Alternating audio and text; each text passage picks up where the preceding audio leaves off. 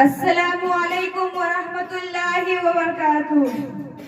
الحمد للہ رب العالمین والصلاة والسلام علی سید المرسلین سیدنا و مولانا محمد صلی اللہ علیہ وسلم وعلی آلہ اصحابہ اجمعین، اما بعد فقد قال اللہ تبارک وتعالى في القرآن المجيد والفرقان الحميد: أعوذ بالله من الشيطان الرجيم، بسم الله الرحمن الرحيم، وما أرسلناك إلا مبشرا ونذيرا۔ برادران اسلام اور قابل قدر شخصیات، میں اس متبرک اور پرامن بزم میں شمع رسالت کی ضیاء حیات کو روشن کرنے کی جسارت کر رہی ہوں۔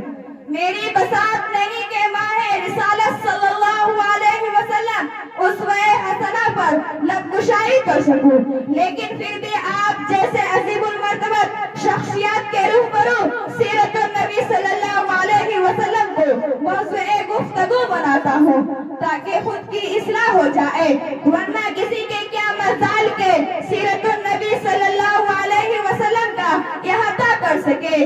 جیسے کہ شاعر رسول صلی اللہ علیہ وسلم حضرت حسان رضی اللہ تعالی عنہ کا شعر ہے، جو انہوں نے اپنی مضمون ظاہر کی فرمایا ہے: ما ان مدحت محمد بی مقالتی ولیکن مدحت مقالتی بی محمد۔ ترجمہ: میری بساط نہیں کہ اپنے اشعار سے مدحت رسول کا حق ادا کر سکوں، ہاں میں نے ذکر رسول صلی اللہ علیہ وسلم سے اپنے اشعار کی ضرور مدح شرعی کی ہے۔ کسی اردو شاعر نے کہا: قلم میرا قاصر زباں میری عاجز، محمد کی عظمت بتاؤں میں کیسے۔ قلم میرا قاصر زباں میری عاجز، محمد کی عظمت بتاؤں میں کیسے۔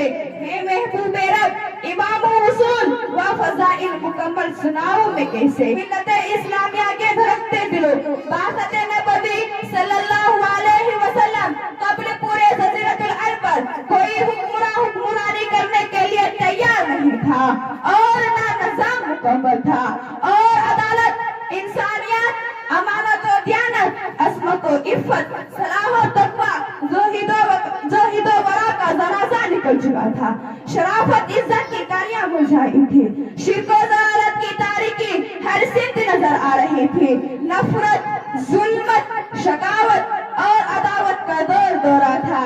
کسی اردو شاعر نے کہا: کیا ہی خوب منظر کشی کی ہے، بدی کا زور تھا ہر سو جہالت کی گھٹائیں تھی، بدی کا زور تھا ہر سو جہالت کی گھٹائیں تھی، فساد و ظلم کی چاروں طرف پھیلی ہوائیں تھی، ذرا سی بات پر تلوار چل جاتی تھی آپس میں تو پھر جنگ آتی نہ تھی دو چار کے بس میں۔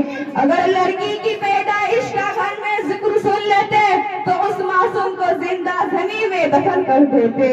غرض سو بھی تھی برائی سب ان میں پائی جاتی، غرض سو بھی تھی برائی سب ان میں پائی جاتی، نہ تھی شرم و حیا آنکھوں میں گھر گھر بے حیائی تھی، مگر اللہ نے جب ان پر اپنا رحم فرمایا تو عبداللہ کے گھر میں خدا کا لاڈلا آیا، تو عبداللہ کے گھر میں خدا کا لاڈلا آیا۔ قدرت خداوندی اس پرفتنی دور میں شہیدان لات و عزا رشد و ہدایت کے راستے پر گامزن کرنے کے لیے، وحشت و بربریت کو ختم کرنے کے لیے فران کی چوٹیوں سے آفتاب رسالت صلی اللہ علیہ وسلم کو طلوع فرمایا ہے۔ مکہ میں طلوع آفتاب کے وقت آفتاب رسالت صلی اللہ علیہ وسلم آمنہ کے لال، عبداللہ کے لہتے جگر، عبد المطلب کے نور نظر اور تمام انوار و برکات کے ساتھ تشریف لاتے ہیں۔ آپ ایسے وقت میں پیدا ہوئے جس سے لیل و نہار دونوں نے فیض حاصل کیا ہے۔ سبحان اللہ، سبحان اللہ، ایک عجیب ماحول ہے، نور ہی نور نظر آ رہا ہے، پورے مکہ میں نور الہی کا نزول ہو رہا ہے۔ ظلمت گدھا و کفر گدھا میں ایک تہلکہ مچ گیا ہے، لات و عزا منہ کے بل گر پڑے ہیں، گلزار ہستی ایک عظیم رونق پیدا ہوئی ہے، چاروں سمت سے بس ایک ہی آواز سنائی دے رہی ہے: ایک والا آ گیا، ایک والا آ گیا، وہ آ گئی تو آ گیا دنیا میں ان انقلاب، وہ آ گئی تو آ گیا دنیا میں انقلاب، اجڑا ہوا چمن تھا گلشتہ کر گئے میرے قلب جگر کے ساتھیوں۔ حضرت آمنہ خود فرماتی ہے کہ میرا نور نظر لخت جگر اس وقت تو کلام تو نہیں کر سکتا ہے، لیکن اب وہ شہادت سے کچھ اشارہ کر رہا تھا۔ وہ اشارہ کیا تھا؟ وہ اشارہ اشہد ان لا الہ الا اللہ کا اشارہ تھا۔